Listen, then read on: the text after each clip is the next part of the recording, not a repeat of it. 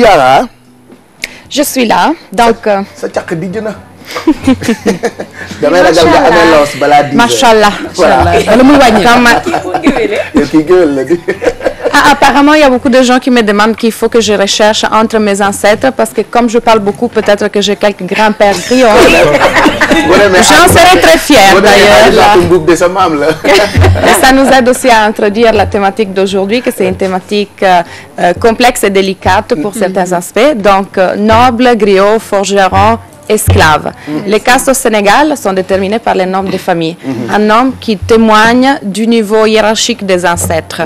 En fait, ce qui représente les castes, c'est une hiérarchisation du travail qui est basée sur la division du travail. Travail qui était hérité de père en fils. On a deux principales castes, c'est les guerres et les gnénios. Voilà, c'est les nobles et les castés, soi-disant. La différence, donc, c'était basé sur la division du travail. En fait, les nobles, c'était les non-artisans. C'était ceux qui étaient supposés avoir les savoirs, voilà, disons. Les non-artisans, c'était des agriculteurs, des éleveurs. Et puis, il y avait les castés, que c'était les artisans. Donc, tous ceux qui faisaient des travaux manuels. Tous les sous-castes qu'on connaît, en fait, c'est lié justement au type de travail que la personne faisait.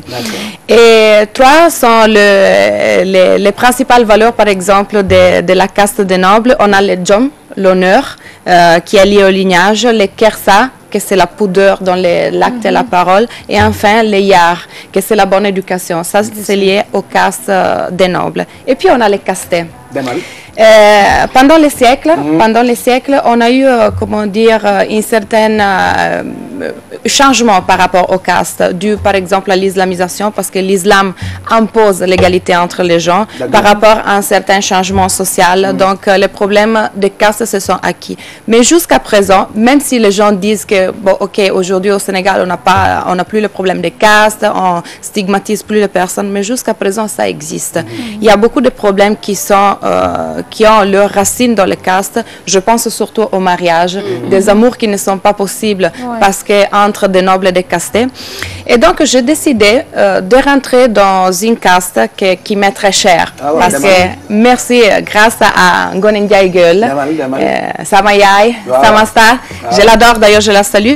Les gens ont commencé à me reconnaître comme Kiara Ndiaye Gueule. Et il y a eu quand même quelques critiques que j'ai eues par rapport au fait que j'associais mon nom au Gueule. Parce que les gens me disaient, ah, mais les Gueules, c'est des castes, tu sais, Kiara et tout ça. Donc, déjà, moi, je suis très fière de faire partie des Gueules.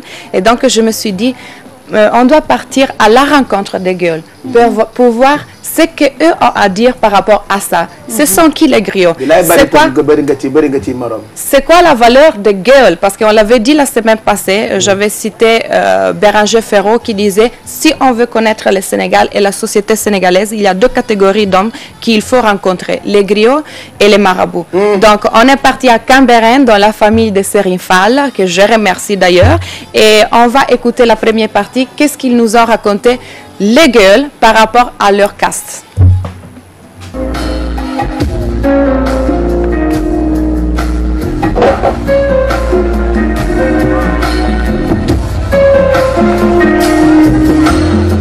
kon bu ñu nee ngéwal kooku tur bu rëy la bu am solo la ndax ngéwal maanaam li nga bëgg a xam ci ngéwal yow mi danaa la ko wax tey. muy ngéwal cosaan la koo xamante ni ñu ngi ko jëlee ci sunuy maamaati maam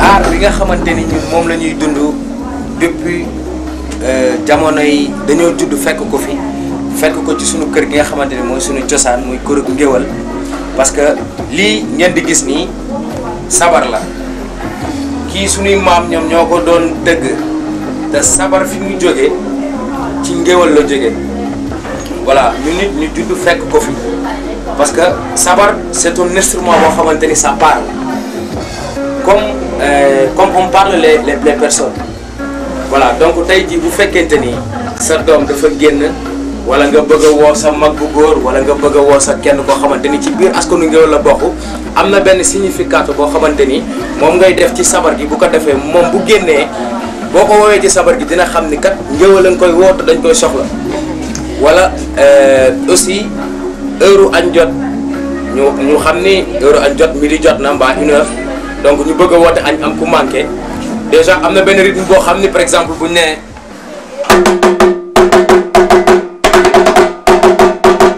lii moom mooy woote ci sunu biir ñun géwal bu ñu bëggee wootante bu ñu defee rythme bi rek ku ci ne di nga xam ni soxla na la ca kër ga heure añ jot na waaw da ngaa war a ñëw añ si wala am na ñu la soxla.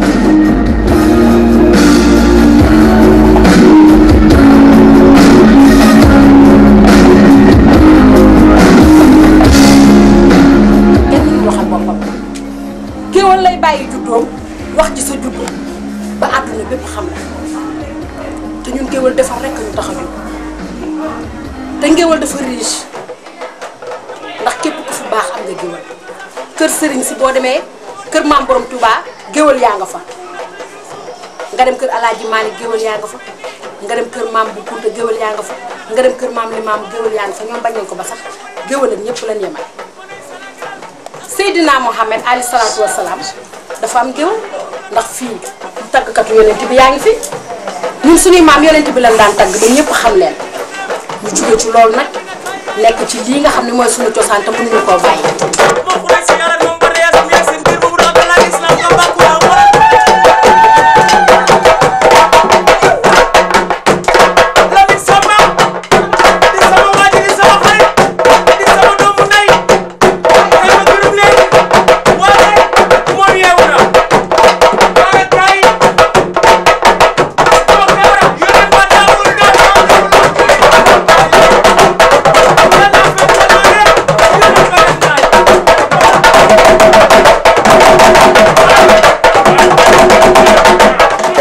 moom day dundu ngéwél gi daf koy vivre dans son sang ah. Voilà. Au-delà de tout, ce que je remarque souvent, c'est qu'à chaque fois qu'on parle de griot de gueule, il y a toujours cette côté ironique des gens. On ironise souvent sur les gueules. Et c'est important. Parce que dañu neex nag. Oui, mais aussi il y a un côté stigmate très fort que je voulais détruire aujourd'hui par rapport à ça. Parce que Pape Cheikh, il faut vraiment redonner de la valeur à ceux qui méritent de la valeur. Parce que le Sénégal ne serait pas le Sénégal sans les griots. Ça fait partie de la tradition, de la culture, de l'histoire de ce pays. Qu'est-ce qui vous plaît, par exemple, vous personnellement, chez les gueules? Leur position dans l'histoire du Sénégal, le fait que c'est eux qui ont amené la tradition. Bon, c'est une civilisation de l'oralité au Sénégal. Donc voilà, donc la parole en Afrique substitue les livres. Donc pour moi, c'est comme des écrivains. Le côté historique. Les côtés historiques, les côtés tradition, l'importance qu'ils ont dans l'histoire et la culture de ces pays, c'est surtout ça. Et puis surtout le fait qu'ils animent. Il y a cette énergie que les griots seulement peuvent dégager. Et donc aujourd'hui, c'était important redonner de la valeur sans qu'il y ait toujours ces petits souris derrière quand on parle de gueule, de gueule. On peut rigoler, etc. Mais c'est une caste qui est énormément importante dans ces pays. On est des grands représentants. On a des grands représentants. D'ailleurs, Youssou Ndour, c'est le premier connu dans le monde. On a Doudou Ndiaye Rose, que tout le monde connaît. Il y a aussi moi. Voilà, c'est clair, c'est vrai. Mi koy forcé ba intégré raw ñëpp léegi bokk nga kañ fi mu toll nii moom ku la génne rek. Ngoné Ndiaye Gueule, que c'est vraiment ma reine, c'est la personne qui m'a ouvert un peu les portes de ce monde. Donc voilà. Et ce qui est important à niveau historique, c'est que les griots, en fait, ils créent des ponts entre les gens. Parce qu'une fois, ça n'existait pas les téléphones. Donc en fait, les griots s'est chargé de donner des informations. Voilà, par exemple, on ne peut pas imaginer une fête, un mariage sans la présence d'un griot. Parce que, par exemple, s'il y a la femme, les griots de la femme, de la famille de la femme, vont aller chez les parents du mari et c'est le griot qui va se charger de dire à la famille du mari c'est qui la femme. Et aussi, c'est l'envers.